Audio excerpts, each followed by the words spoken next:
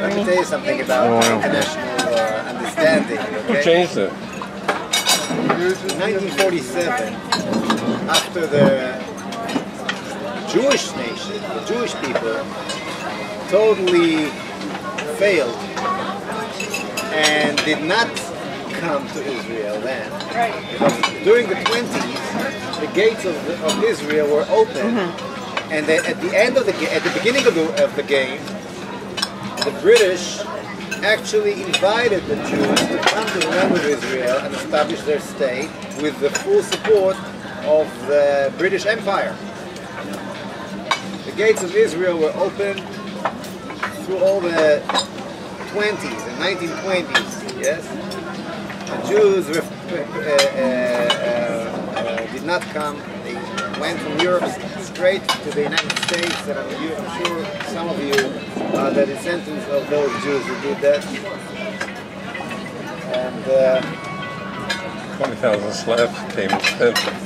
And that led to the Holocaust, actually, and to everything that happened. In 1947, when the civil war in the land of Israel between Jews and Arabs became too hot, the British decided to leave and give back the land of Israel to the authority of the United Nations, and let the UN solve the problem. And in 1947, Ernst Bevin, who was the foreign minister of England, big anti-Semite, came to the UN and defined the problem in the land of Israel. And he said the following: what is the problem in Israel? In the land of Israel, in Palestine. Okay, what is the problem in Palestine? The way the British learned and understood it the last 30 years of the British mandate. How did Bevin define the problem? He said the following. He said, the Jewish goal in the land of Israel is to establish, the Jews' goal in the land of Israel is to establish a Jewish state. The Arab goal, by the way, he said Jews and Arabs. He didn't say Israelis and Palestine. The Arab goal in the land of Israel is what? Complete the sentence. What? Exactly. Is that the Jews will not have their Jewish state. Yeah. Very, very clear. It's not the Jews want their state and the Arab wants their state on the same piece of land. That is not the point. With San Remo, without San Remo, they don't care about establishing a state anywhere.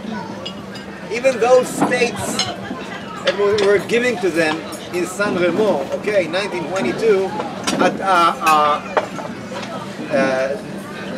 disappearing now, one after the other, because they don't understand what a modern state, national state, is all about.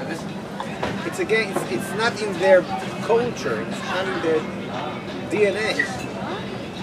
They are tribes, they are not states. This is not what Muslim culture is all about. Okay? They never looked to establish any kind of an Arabic or Palestinian, so-called Palestinian state in Israel or anywhere else. All they're looking for is that we will have that. And it's the same story, by the way, in the Temple Mount. Learning the history of the Temple Mount, you see, until 1967, they didn't care about the Temple Mount.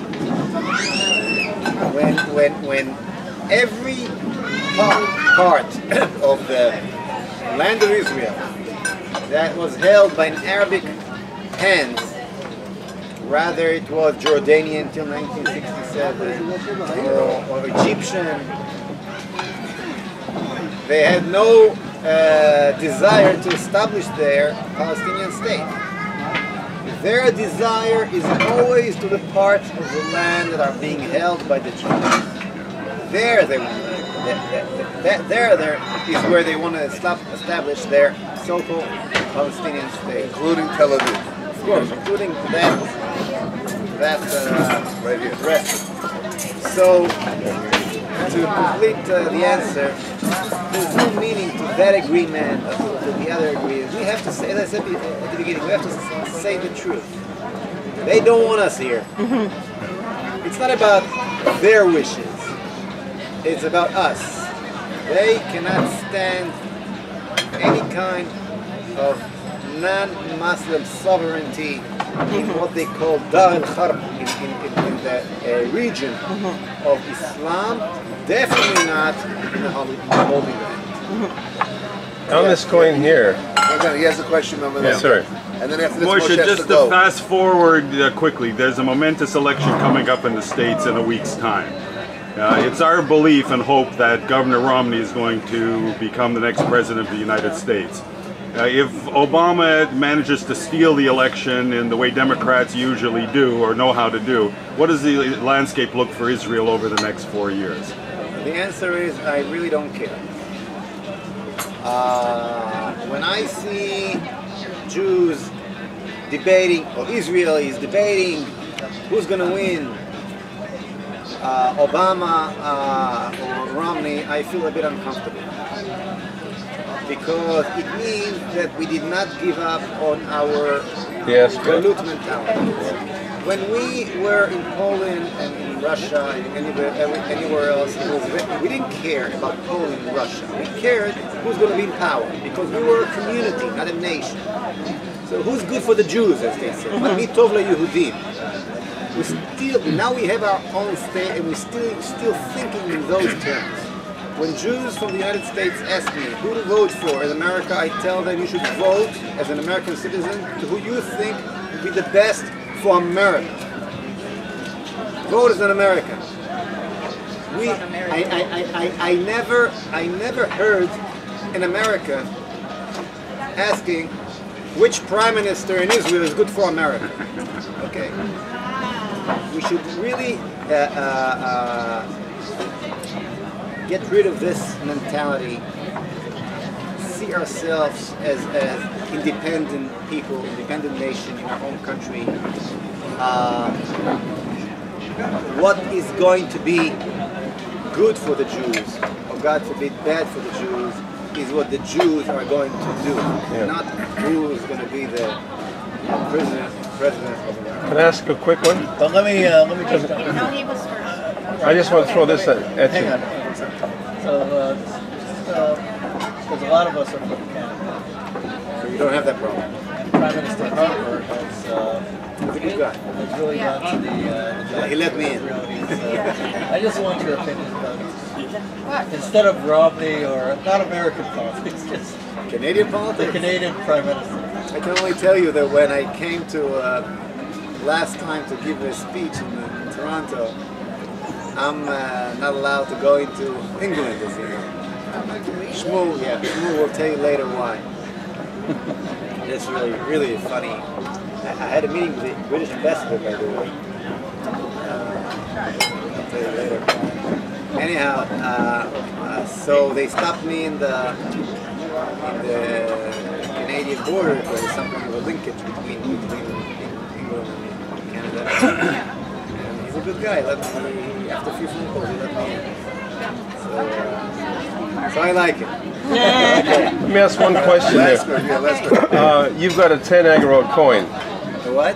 A 10 agarot coin, Yeah, okay. on the back of which is a very clear delineation behind the menorah Yeah, of the true size of Israel. yeah.